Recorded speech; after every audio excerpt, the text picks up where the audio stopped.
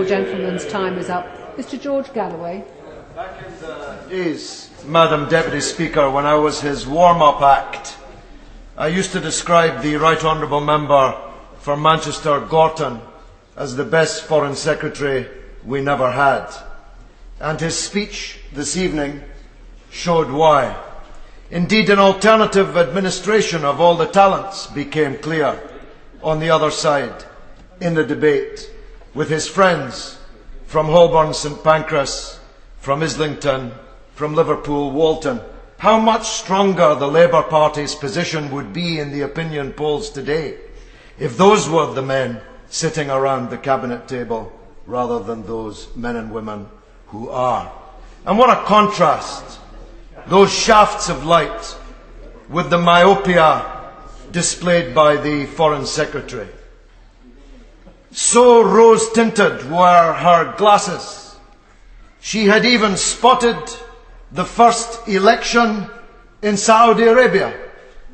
Well, as someone who follows events in the Arab world closely, I have to tell you I had missed the first elections in Saudi Arabia, probably the unfreest, most undemocratic, anti-democratic country on the earth.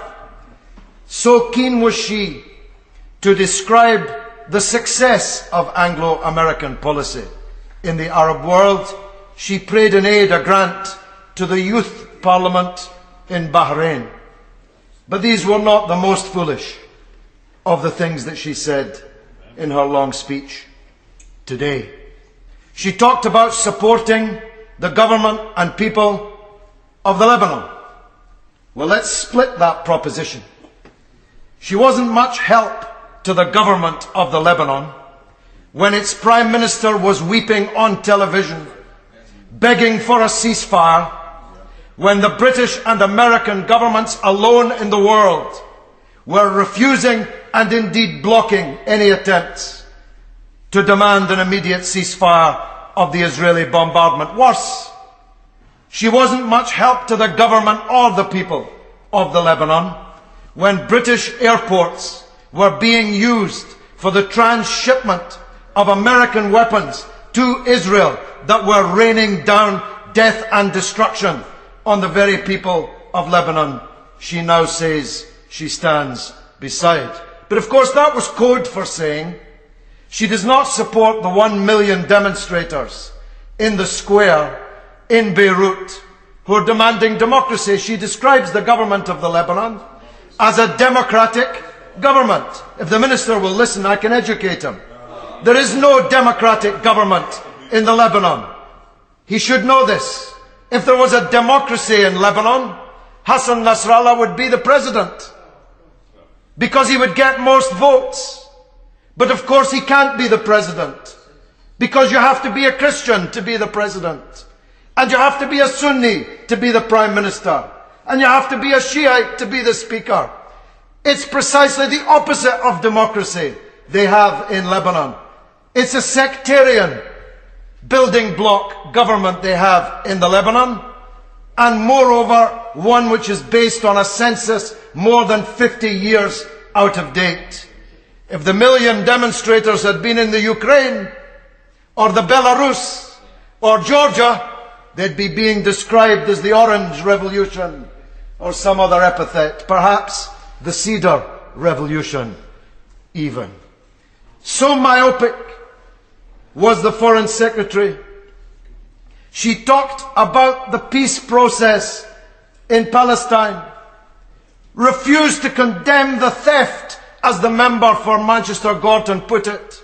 He used the words of $900 million stolen from the Palestinian Authority. The member for Liverpool Wavertree advanced the extraordinary proposition without a hint of irony that we're fighting for democracy in Iraq whilst we can steal the money of the Palestinian administration in the occupied territories because the people voted for a government that Olmert, Bush and Blair didn't like. So myopic was the Foreign Secretary's view that she prayed in aid an opinion poll from Basra which told us that the people had every confidence in the police. That's the same police we had to send the British government in to blow up a police station and kill umpteen Iraqi policemen because we said they were about to massacre the prisoners in their jails. She prayed in aid the Iraqi government, a virtual government, as saying, even the Iraqi government, more importantly the Iraqi government, do not consider that they have a civil war. Of course they don't. Because there is no Iraqi government. As the member for Manchester Gorton put it, we've installed a gang of warlords in power in Baghdad, the heads of competing militias, some of them at war with our own soldiers in the south of Iraq. It's not a government, Madam Deputy Speaker, it's Martin Scorsese's gangs of New York that we've put in charge in Baghdad. And that's not my concept, that's the member for Manchester Gorton's concept. So myopic.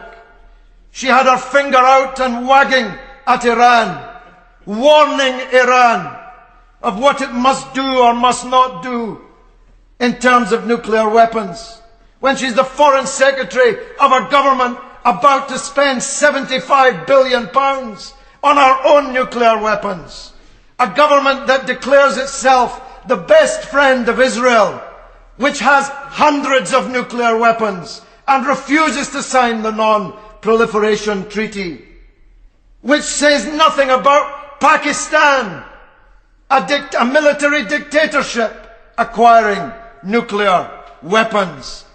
It would make you laugh if it didn't make you cry. But most serious of all was the extent to which she sought to lull us to sleepwalk into a coming conflict with Iran, invited by one of our colleagues to describe, as the former Foreign Secretary had, an attack on Iran as inconceivable. She refused, preferring instead the formulation that no one is contemplating it. But they are contemplating it. Israel has a war plan carefully worked out to do it. American generals, as we know from the journalism of Seymour Hersh, the greatest of all American journalists who brought us the stories from Vietnam, have to the nth degree worked out an attack upon Iran. She says that we stand by our soldiers. We stand by them so much. We pay them so little. We had to give them a Christmas bonus to make up their wages. Their families are claiming means-tested benefits. Their families are living in houses you wouldn't put a dangerous dog in. We send them ill-clad, ill-equipped, ill-armed, without armour, on a pack of lies into war after war after war. But let me invite the House to contemplate this and see if I'm as right about this as I was about Iraq 4 years ago. If a finger is raised against Iran by Israel or the United States, the first people to pay the price will be the 7,000 young men and women of the British Armed Forces that we have stationed in the south of Iraq, where Iran, thanks to us, is now top dog. If you want to know what that will look like, think about the film Zulu, but without the happy ending. That's how irresponsible our government is. They're part of an axis which is contemplating a war against a country we have made powerful, in a place where we have our soldiers standing in a thin red line in the sand. Madam Deputy Speaker, for the moment, the trial of Tony Blair merely takes place on Channel 4 television. The day will come, and it's coming soon, when a real trial of Tony Blair will take place in a real court. The member knows he must refer to members by their constituency or their